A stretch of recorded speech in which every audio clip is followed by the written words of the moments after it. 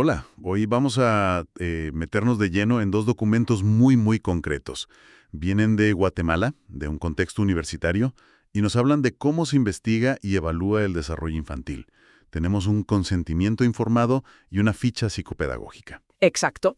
Son documentos clave, fundamentales, diría yo, en psicología, en pedagogía, sobre todo cuando trabajamos con niños, con menores y sus familias, claro.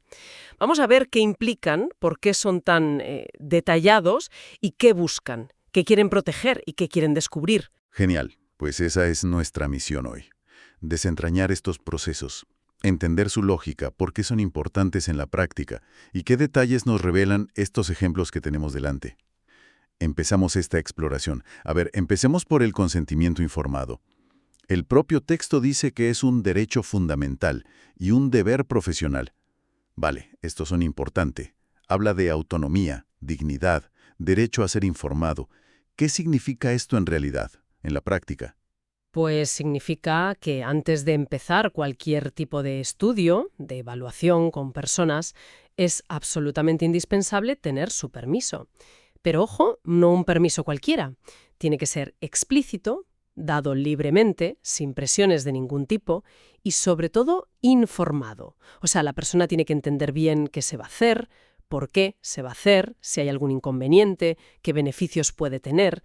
Es la base ética y legal de todo. Hay una distinción que me ha llamado la atención, diferencia entre consentimiento para mayores de edad y asentimiento para menores, y describe el asentimiento como algo dinámico, más visual que letras. ¿Por qué esta diferencia? Claro, es que la capacidad de un niño para entender conceptos abstractos o procesos complicados pues varía muchísimo con la edad, con su desarrollo. El asentimiento en el fondo es buscar que el menor esté de acuerdo, pero de una forma adaptada a él. Adaptada a su edad, ¿quieres decir? Eso es. Puede ser con un lenguaje muy sencillo, con dibujos, a veces incluso a través del juego. Se trata de respetar su voluntad, de buscar que colabore. Ahora bien, la autorización formal, la que tiene la validez legal, esa la dan los padres o los tutores. Es el consentimiento informado del adulto. Entiendo, es como un doble filtro, ¿no? Exacto. Un doble nivel de respeto y de protección. La opinión del niño cuenta, pero la responsabilidad final es del adulto. Y el documento es súper meticuloso con los requisitos. Logos de la universidad, lenguaje claro, letra grande, que se explique también verbalmente. Incluso da un guión de ejemplo para que los investigadores se presenten. Algo como, constituimos el grupo X. Yo soy nombre, estudiante de psicología. Parece que quieren evitar cualquier tipo de confusión. Totalmente. Esa minuciosidad no es porque sí, ¿eh? Busca generar confianza y asegurar que todo sea transparente, que la familia sepa perfectamente quién tiene delante, qué representa a esa persona. Se detallan mucho los puntos clave que hay que explicar. El propósito, ¿para qué es? Evaluar desarrollo cognitivo, físico, emocional. La duración, que dicen mínimo 4 citas de 1 o 2 horas cada una. Sí, es un compromiso de tiempo. Claro. Quienes participan, niños, padres, los propios investigadores, los pasos a seguir, primero el consentimiento, luego la ficha, las pruebas, el diagnóstico. Y algo importante, insisten en que hay que dar una copia física del documento. Es fundamental. ¿Qué se hará? ¿Por qué? ¿Cuánto tiempo va a llevar más o menos? ¿Quiénes son los responsables? No puede quedar ninguna duda razonable sobre todo el proceso. Y lo de la copia física es una garantía para la familia, claro. Pueden llevársela a casa, leerla con calma, consultarla. Ahora vamos a un punto que me ha llamado la atención. En el apartado de riesgos o molestias. Primero dice que la prueba no genera ninguna problemática, pero justo después menciona que la comprensión, en el caso de menores, podría llevar a conductas inapropiadas. ¿No es un poco contradictorio? Es una buena observación, sí, podría parecerlo a primera vista. Quizás sea una forma de minimizar un poco el posible impacto. Probablemente se refieren a que las pruebas estandarizadas, si se aplican bien, no son dañinas en sí mismas. Vale. El riesgo real no está tanto en la herramienta, en la prueba, sino en la experiencia que pueda tener el niño. Si se siente presionado, si no entiende qué le piden, si se frustra, ahí puede haber malestar. Por eso, como dice el propio documento, la clave está en mitigar ese riesgo. ¿Cómo? Pues creando un ambiente que sea seguro, tranquilo, adaptando los tiempos a cada niño, usando actividades que le resulten agradables. El riesgo es más del contexto, de la situación, que de la prueba en sí. Entiendo. El foco está en cómo se hace en el entorno. Y sobre los beneficios, los plantean de forma bastante prudente, ¿no? Como algo más bien indirecto para el círculo del niño, la familia, la escuela, y la posibilidad de que les den referencias a otros servicios si hace falta. Sí, es un planteamiento honesto, yo creo. En evaluación o en investigación, el beneficio directo e inmediato para la persona que participa no siempre es tan claro o tan grande. El valor principal suele ser la información que se obtiene. Que puede ayudar a entender mejor o a guiar futuras intervenciones. Eso es. Y bueno, ofrecer referencias a otros profesionales o servicios sí que es un beneficio potencial muy concreto y muy valioso para las familias. ¿Y la privacidad? Un tema crucial hoy en día. ¿Garantizan la confidencialidad, que los datos se van a guardar bien? Y el derecho a retirarse cuando quieran. Aquí hay un matiz que me pareció interesante. Al hablar de este derecho, dicen que hay que explicar las desventajas de retirarse. Y ponen como ejemplo perder un proceso similar gratuito versus uno de costo. Eso suena delicado decirlo así. Y lo es. Es un equilibrio muy complejo, la verdad. El derecho a retirarse sin que haya ninguna penalización es absoluto. Eso tiene que quedar clarísimo y garantizarse siempre. Pero por otro lado, es ético no informar de las posibles consecuencias prácticas que puede tener esa decisión para la familia. Claro, es un dilema. Este documento opta por la transparencia total, incluso si eso implica tocar un punto sensible como el económico. No se plantea como una amenaza, sino como información que la familia podría considerar relevante para tomar su decisión. Es una línea muy fina entre informar y, sin querer, presionar. Cierto, es una tensión interesante. El derecho puro frente a la información práctica. Para reforzar la confianza, también se deja muy claro a quién contactar si hay dudas o quejas. Dan un nombre concreto, Ligda Mariana Samayoa, con sus datos. Y que si deciden retirarse, tiene que haber un documento formal que lo registre. Correcto. Todos estos elementos juntos, la confidencialidad, el derecho a retirarse pero bien informado, un contacto claro para problemas, un proceso formal para la retirada, son los que construyen la solidez ética de este consentimiento. Y todo termina con un formulario de autorización muy formal. Hay que poner los datos del padre, madre o encargado, su número de identificación, el DPI allí en Guatemala, firma o huella dactilar, y una casilla para confirmar que se ha entendido todo y se participa voluntariamente. Un cierre muy protocolario. Bien, dejamos entonces el marco ético y legal, y nos metemos de lleno en la otra pieza, la ficha psicopedagógica infantil. La definen como un instrumento para recoger, analizar, interpretar, valorar datos y proponer objetivos. Suena a que aquí está el meollo de la evaluación, ¿no? Sin duda. Es como el mapa detallado donde se va a volcar toda la información relevante sobre el niño y su entorno. Su gran valor está en la amplitud y la profundidad de los datos que busca conseguir. Es muy ambiciosa. Llama la atención desde el principio lo importante que considera las referencias. O sea, ¿de dónde viene el niño remitido? La familia, el colegio, médicos, incluso mencionan iglesias o instancias legales. ¿Por qué esta red tan amplia de posibles orígenes? Pues busca una perspectiva ecológica, como decimos en psicología, una visión de 360 grados del niño. Permite triangular la información, o sea, contrastar lo que dicen distintas fuentes, Claro. y entender cómo funciona el niño en sus diferentes ambientes. Un problema que se ve en casa puede no existir en el colegio o al revés. Si no tienes esa visión múltiple, el diagnóstico o la evaluación podrían quedarse cojos, ser parciales o incluso erróneos. Y aquí un detalle que me ha parecido fascinante. Sobre la técnica de entrevista, en el apartado motivo de la consulta, el documento desaconseja usar esa frase. Dice que puede ser bloqueante y sugiere alternativas más abiertas como ¿quiere que escuche algo de usted? Y pide anotar la respuesta textualmente, entre comillas. Ese es un pequeño gran detalle. Tiene mucha carga de profundidad clínica, como bien dices. Refleja una sensibilidad enorme hacia cómo las palabras que usamos pueden abrir o cerrar puertas en una entrevista. Una pregunta menos directiva, más abierta, invita a que la persona cuente su historia de forma más espontánea, más genuina. Obtener la perspectiva real del informante, ¿no? Exacto. Y lo de registrar el verbatim, las palabras exactas, es crucial.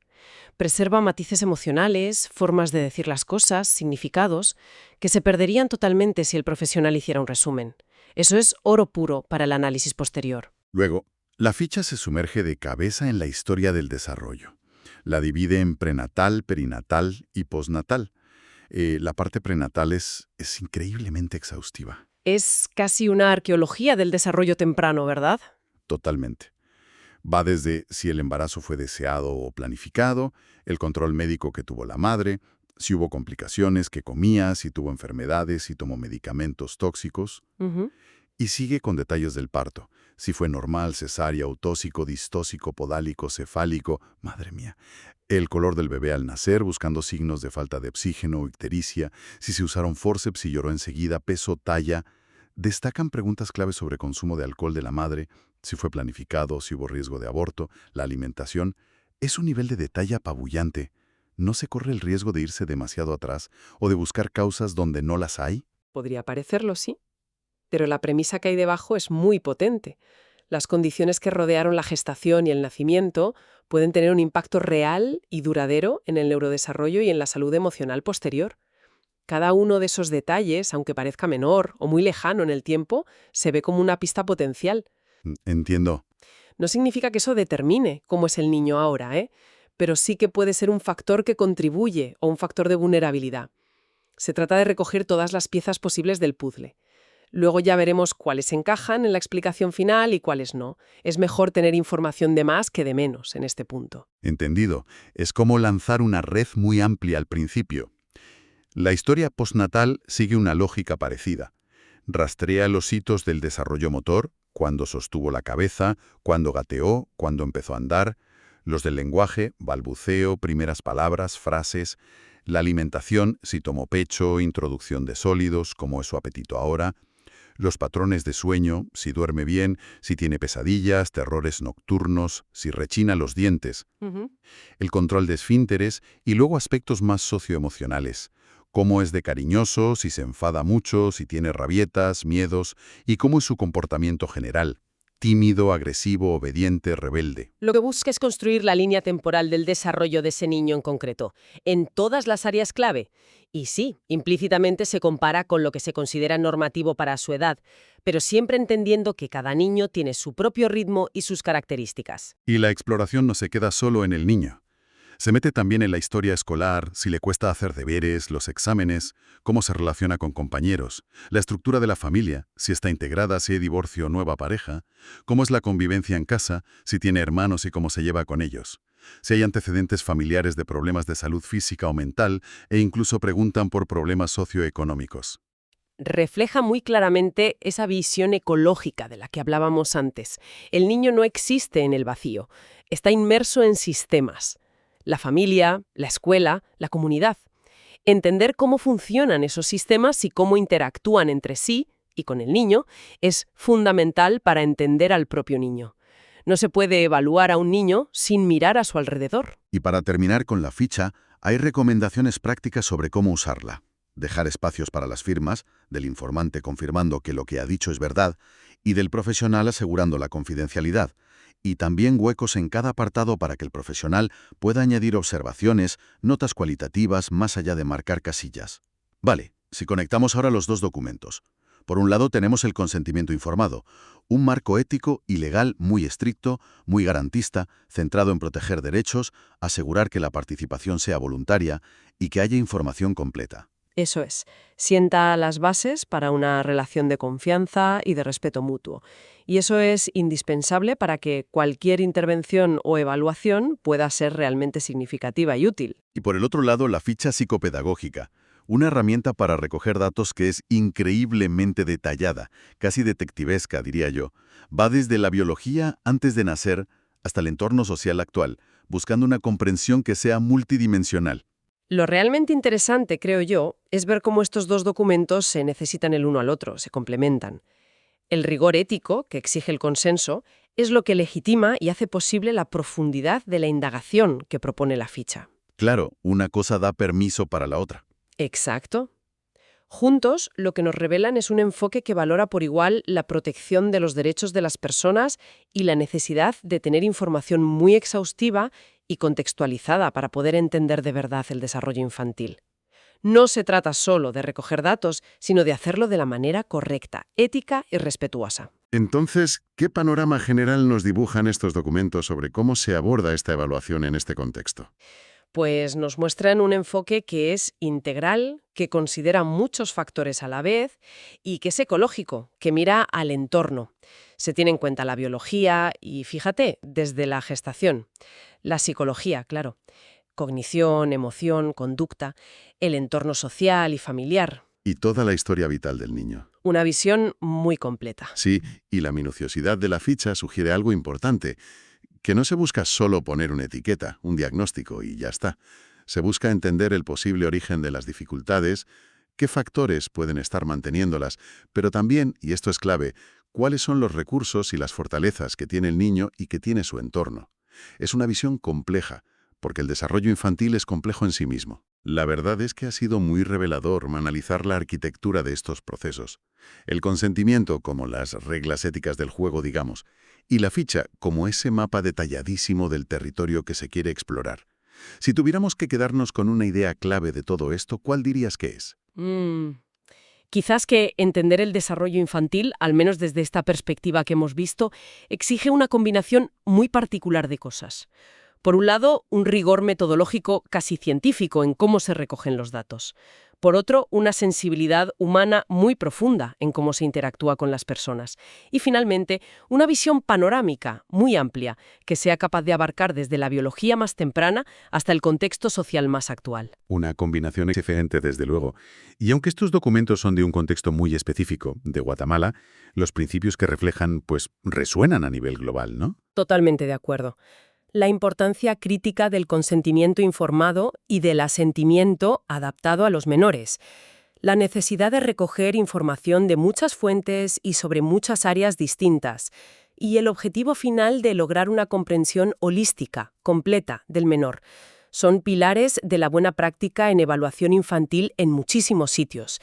Los detalles concretos pueden variar, claro, pero la filosofía que hay debajo es muy similar. Y para terminar, como hacemos a veces, dejamos una pregunta abierta, algo para darle vueltas. Manejar tal cantidad de información personal, tan sensible, que va desde antes de nacer hasta la dinámica familiar actual, esto plantea un desafío constante. ¿Cómo podemos seguir afinando ese equilibrio, que es tan delicado, entre la necesidad que tenemos como profesionales o como científicos de obtener datos valiosos y la protección, cada vez más vital, de la privacidad y de los datos personales en este mundo tan interconectado en el que vivimos? Una pregunta clave, sin duda. Ahí queda. Gracias por acompañarnos en esta exploración a fondo. Hasta la próxima.